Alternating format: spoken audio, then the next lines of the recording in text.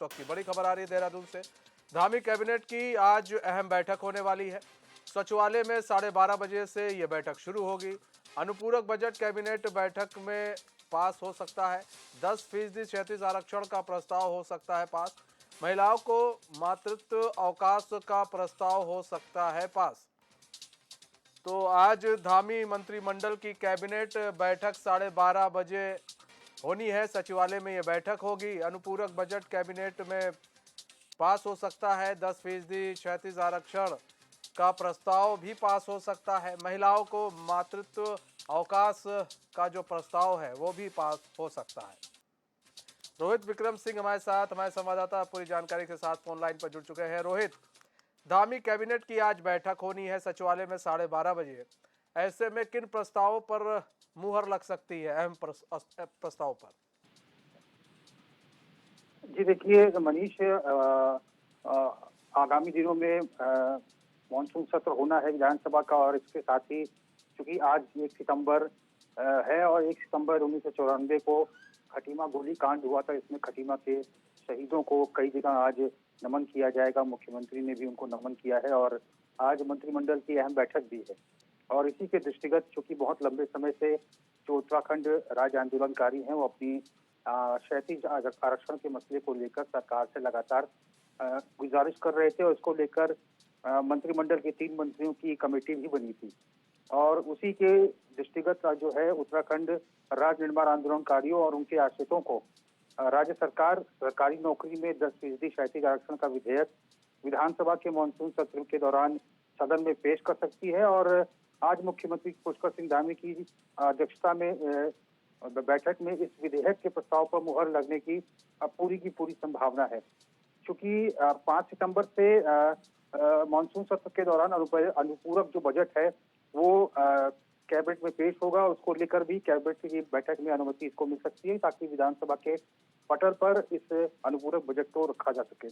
इसके साथ ही कई जो अन्य मसले हैं इनको लेकर भी आज मंत्रिमंडल की बैठक में अहम निर्णय हो सकते हैं, जिसके तहत राज्य के विभिन्न जो विभाग हैं उसमें दैनिक वेतन पर जो महिला कर्मचारी सरकार को अपनी सेवाएं दे रही है, उन महिला कर्मचारियों को जो दैनिक वेतन के आधार पर काम कर रही हैं उनको भी राज्य कर्मचारियों के सापेक्ष जो है मातृत्व अवकाश अब सरकार देने जा रही है।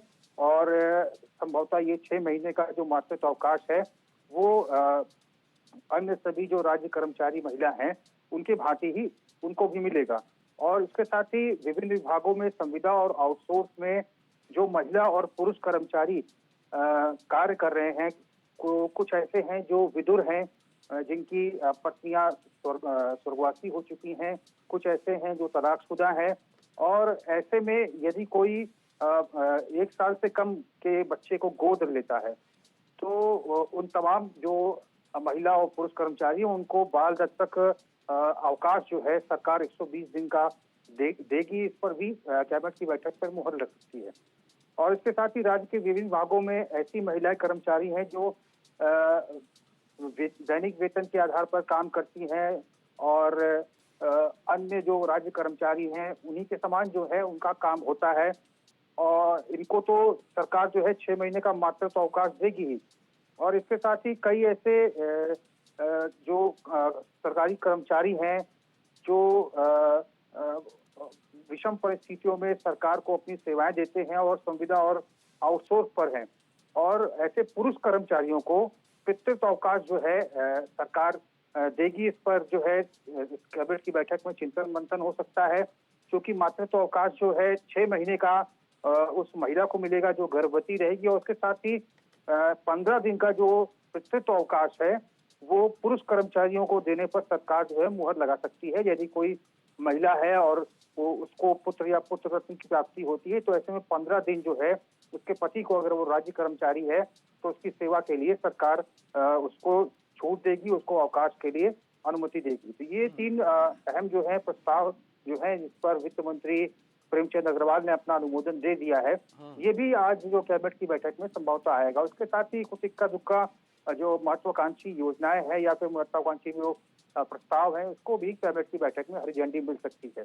और चूंकि सत्र आहूत है 5 सितंबर से, तो आज जो है कैबिनेट की ब्रीफिंग नहीं होगी, क्योंकि ये नियमानुसार जब सत्र आहूत होता है, सत्र प्रस्तावित होता है, तो उसके पहले जो मंत्रिमंडल की बैठक होती है उसमें जो है अनऑफिशियल तौर पे तो जानकारी मिल जाती है, शासकीय प्रवक्ता या फिर जो भी कोई प्रेस को ब्रीफ करता है वो अनऑफिशियल तौर पर प्रेस के साथियों को बताते हैं, लेकिन ऑफिशियल प्रेस ब्रीफिंग इसकी नहीं होती। ये एक परंपरा चली जा रही है। तो आज की मंत्रिमंडल की बैठक बेहद अहम है और आने वाले विधानसभा सत्र को, मानसून सत्र को के दृष्टिगत ही ये बैठक होगी। और चूंकि बागेश्वर का चुनाव भी गतिमान है, तो संभावना जताई जा रही है कि जितने भी मंत्रिमंडल के सदस्य हैं वो बैठक में रहेंगे और उसके तत्काल बाद अधिकांश मंत्री जो हैं बागेश्वर के लिए रुख कर लेंगे। मुख्यमंत्री का कुछ आज कार्यक्रम है, उसके बाद संभावना ये भी बताई जा रही है कि मुख्यमंत्री भी बागेश्वर के लिए प्रस्थान करेंगे, क्योंकि 5 सितंबर को बागेश्वर में बाई इलेक्शन होने हैं और ये चुनाव भी भारतीय जनता पार्टी की प्रदेश सरकार के लिए बेहद अहम है, क्योंकि उनके ही एक साथी, दिवंगत साथी स्वर्गीय चंदन रामदास, जो कि 4 बार के विधायक रहे हैं बागेश्वर से, परिवहन जैसा मंत्रालय उनके पास रहा है, तो सीट को जिताने की जिम्मेदारी जो है मुख्यमंत्री पुष्कर सिंह धामी की है। और हाईकमान भी लगातार यही चाहता है कि लोकसभा चुनाव से पहले बाई इलेक्शन में प्रचंड बहुमत के साथ ये इलेक्शन जो है बीजेपी जीत कर आए।